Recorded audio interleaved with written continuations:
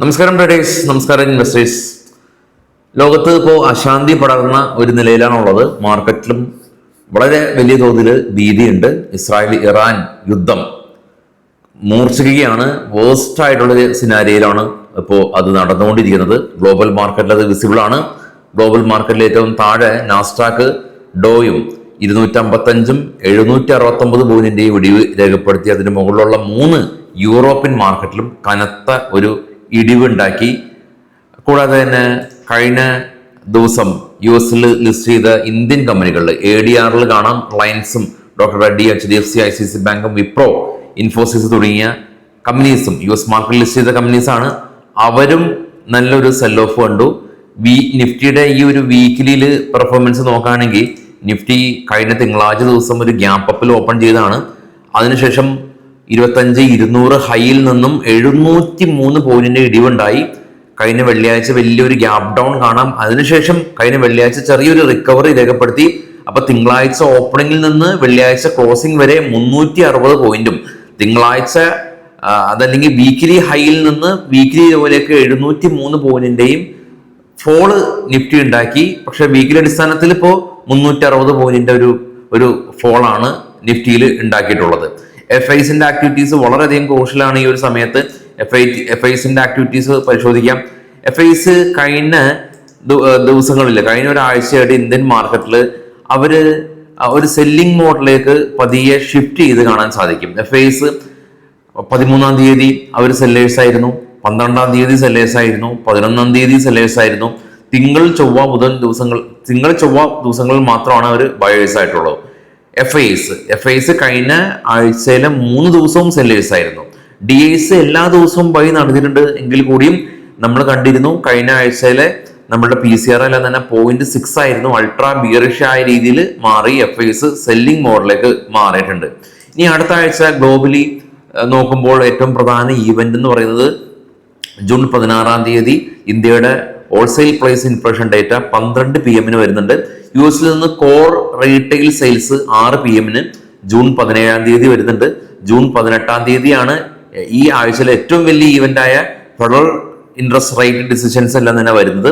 അന്ന് തന്നെ crude oil ഇൻവെന്ററീസും വരുന്നുണ്ട്. UK ഇൻഫ്ലേഷൻ ഡേറ്റ അന്നത്തെ ദിവസം വരുന്നുണ്ട്. സമയം കൃത്യമായിട്ട് ഇന്ത്യൻ സമയം നമ്മൾ അവിടെ കൊടുത്തിട്ടുണ്ട്. FOMCയുടെ ഫെഡറൽ ഓപ്പൺ കമ്മിറ്റിയുടെ പ്രസ് കോൺഫറൻസ് ജൂൺ 19-ം തീയതി 12 AM വരുന്നുണ്ട്. ഈ ഒരു ആഴ്ചയിലെ പ്രധാന ഈവന്റുകൾ ഇതാണ്. ഇതെല്ലാം തന്നെ നോക്കി ഓവർനൈറ്റ് പൊസിഷൻസ് എല്ലാം തന്നെ പ്ലാൻ ചെയ്ത് വേണം നമ്മൾ ട്രേഡ് ചെയ്യാനായിട്ട്. ഇനി നമുക്ക് നമ്മുടെ മാർക്കറ്റിലേക്ക് വരാം, അല്ലെങ്കിൽ ഗ്ലോബലി നടക്കുന്ന കാര്യത്തെക്കുറിച്ച് ഒരു ചർച്ച നടത്താം. നമുക്കറിയാവുന്ന പോലെ തന്നെ ഇപ്പോൾ നടക്കുന്ന യുദ്ധം ഇസ്രായേലും ഇറാനും മാത്രമാണ്. ഈ 2 രാജ്യങ്ങൾ തമ്മിലാണ് നടക്കുന്നത്. പക്ഷേ ഈ 2 രാജ്യങ്ങളും ഭൂമി ശാസ്ത്രപരമായിട്ട് കുറച്ച് അകലെയാണ് നിൽക്കുന്നത്. അതുകൊണ്ട് തന്നെ ബാലിസ്റ്റിക് മിസൈൽ ഉപയോഗിച്ചിട്ടാണ് ഇപ്പോൾ ആക്രമണം നടത്തുന്നത്. ഇതിൽ ഒരു പടി കൂടി മുന്നിൽ നിൽക്കുന്നത് ഇപ്പോൾ ഇസ്രായേലാണ്. കാരണം കൂടുതൽ ആക്രമണം അവർ നടത്തിയിട്ടുണ്ട്. ഇനിയിപ്പോൾ ഇതിൻ്റെ ഒരു പ്രശ്നവശത്തിലേക്ക് വരാണെങ്കിൽ നമുക്കറിയാവുന്ന പോലെ തന്നെ ഇസ്രായേലും US തമ്മിൽ എപ്പോഴും ഒരുമിച്ചാണ് അവർ പല കാര്യങ്ങളും ചെയ്യാറ്. ഈ ഒരു യുദ്ധത്തിൽ US ഇൻവോൾവ്മെന്റ് കൊടുത്തിട്ടില്ല ഇതുവരെ. പക്ഷേ ഇൻവോൾവ്മെന്റ് കൊടുത്താൽ സ്ഥിതിഗതികൾ മാറും. കാരണം US ഈ ഇറാന്റെ ബോർഡർ കൺട്രീസിലെല്ലാം തന്നെ സൈനിക താവളങ്ങളുണ്ട്. കുവൈറ്റിലുണ്ട്, ഇറാഖിലുണ്ട്, സൗദി അറേബ്യയിലുണ്ട്, ഖത്തറിലുണ്ട്, UAEയിലുണ്ട്. അപ്പൊ ഇറാന്റെ ഈ അതിർത്തി പങ്കിടുന്ന എല്ലാ അറബ് രാജ്യങ്ങളിലും US സൈനിക താവളങ്ങളുണ്ട്, ഇസ്രായേലിന് ഇല്ല. പക്ഷെ ഈ ഒരു യുദ്ധത്തിൽ US ഇസ്രായേലിന് പിന്തുണ കൊടുക്കുകയാണെങ്കിൽ അത് വലിയൊരു യുദ്ധമായിട്ട് മാറും. ഭൂമിശാസ്ത്രപരമായിട്ട് ഇസ്രായേൽ ഇപ്പോൾ ദൂരെ നിൽക്കുന്നത് വളരെ അടുത്തായിട്ട് മാറും.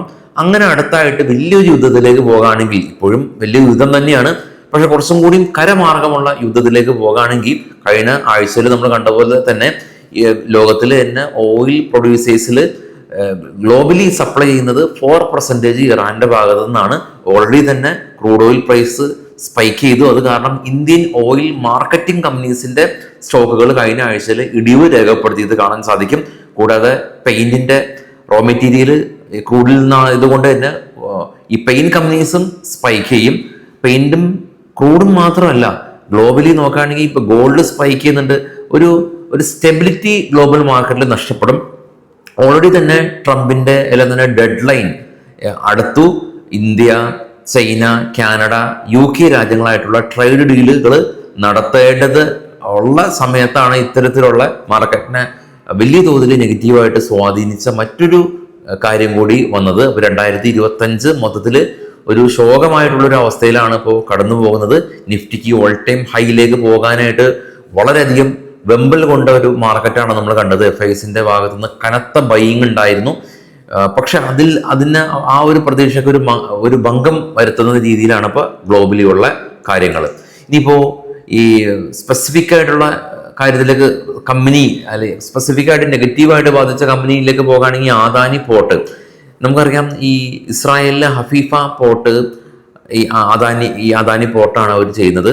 ഇസ്രായേലിന് വേണ്ടിയിട്ടുള്ള 30% ഇമ്പോർട്ടും ഈ ഒരു പോർട്ടിലൂടെയാണ് നടക്കുന്നത്. അപ്പോൾ ഇറാന്റെ ആക്രമണത്തിൽ ഈ ഒരു പോർട്ടിന് തകരാറ് സംഭവിച്ചിട്ടുണ്ടെന്നുള്ള വാർത്തകൾ നമ്മൾ ഇപ്പം പേപ്പറുകളെല്ലാം തന്നെ കൃത്യമായിട്ട് അറിയാനായിട്ട് സാധിക്കുന്നുണ്ട്. അപ്പോൾ ഇതെല്ലാം തന്നെ ഇമ്പാക്റ്റ് ചെയ്യും. ഇനി കുറച്ച് സ്റ്റോക്കുകളുടെ സ്പെസിഫിക് ആയിട്ടുള്ള വാർത്തകളിലേക്ക് പോകാം. അതിനു മുമ്പ് വരുന്ന ശനിയാഴ്ചയാണ് നമ്മളുടെ ഫ്യൂച്ചർ ആൻഡ് ഓപ്ഷന്റെ ക്ലാസ്സുകൾ നടക്കുന്നത് കൊച്ചി നമ്മുടെ ഓഫീസിൽ വെച്ച്. അപ്പോൾ ജോയിൻ ചെയ്യാൻ താല്പര്യമുള്ള ആളുകൾക്ക് ജോയിൻ ചെയ്യാം. ഞായറാഴ്ച സ്വിങ്ങിന്റെ കോഴ്സും ഉണ്ട്. ഇനി സ്റ്റോക്ക് സ്പെസിഫിക് ന്യൂസിലേക്ക് പോകാം. ബൈസൽ റെക്കമെൻഡേഷൻ ഒന്നുമല്ല. സ്പൈസ് ജെറ്റ് കമ്പനി അവിടെ ഹയസ്റ്റ് എവർ പ്രോഫിറ്റ് 319 കോടി രൂപ കഴിഞ്ഞ തവണയിൽ നിന്ന് 12 ടൈംസ് ഉയർന്ന് കമ്പനിയുടെ മികച്ച പ്രോഫിറ്റ് കരസ്ഥമാക്കി. സിഞ്ചരിൻ ഇന്റർനാഷണൽ കമ്പനി, ഇവരെ സംബന്ധിച്ചുള്ള ന്യൂസ് ഉള്ളത് US drug control authority inspection നടത്തി EIR റിപ്പോർട്ട് കൊടുത്തിട്ടുണ്ട്. ഒബ്സർവേഷൻസ് തന്നെ ഇല്ല എന്നുള്ള ന്യൂസ് ഉണ്ട്. NTPC കമ്പനി അവരുടെ 660 മെഗാവാട്ട് കപ്പാസിറ്റി ഉള്ള പുതിയ തെർമൽ പ്ലാന്റ് അതിന്റെ പ്രവർത്തനം തുടങ്ങുകയാണെന്നുള്ള ന്യൂസ് ഉണ്ട്. ITC കമ്പനി കഴിഞ്ഞ ദിവസം സെസ്ട്ര നാച്ചുറൽ ബയോ പ്രൊഡക്റ്റ് 400 കോടി രൂപക്ക് അക്യൂർ ചെയ്തതായിട്ടുള്ള ന്യൂസ്. ബജാജ് ഫിനാൻസ് അവരുടെ എക്സ് സ്റ്റോക്ക് സ്പ്ലിറ്റിന് ശേഷം മൺഡേ ട്രേഡിംഗ് പുനരാരംഭിക്കും. Sun Pharma US drug control authority inspection നടത്തി 8 ഒബ്സർവേഷൻസ് റൈസ് ചെയ്തിട്ടുണ്ട്. ഇൻഫി കമ്പനി ജൂലൈ 29 ഇവരുടെ ബോർഡ് മീറ്റിംഗ് ഉണ്ട്. Q1 റിസൾട്ടുകൾ അങ്ങനെ പ്രഖ്യാപിക്കാൻ പോവുകയാണ്. അപ്പോൾ വീണ്ടും അടുത്തൊരു സൈക്കിൾ Q1 തുടങ്ങുകയാണ്. ടാറ്റ മോട്ടോഴ്സ് മൂഡീസ് അപ്ഗ്രേഡ് ചെയ്തു. യെസ് ബാങ്ക് മൂഡീസ് അപ്ഗ്രേഡ് ചെയ്തു. വണ്ടർല ബാംഗ്ലൂരിൽ അവരുടെ latest aqua boutique company open ചെയ്തതായിട്ടുള്ള ന്യൂസ്. കർണക്സ് മൈക്രോസിസ്റ്റം കമ്പനിക്ക് 311 കോടി രൂപയുടെ ഓർഡർ കിട്ടിയതായിട്ടുള്ള ന്യൂസാണ് നമുക്കിപ്പോൾ ഡിസ്കസ് ചെയ്യാനുള്ളത്.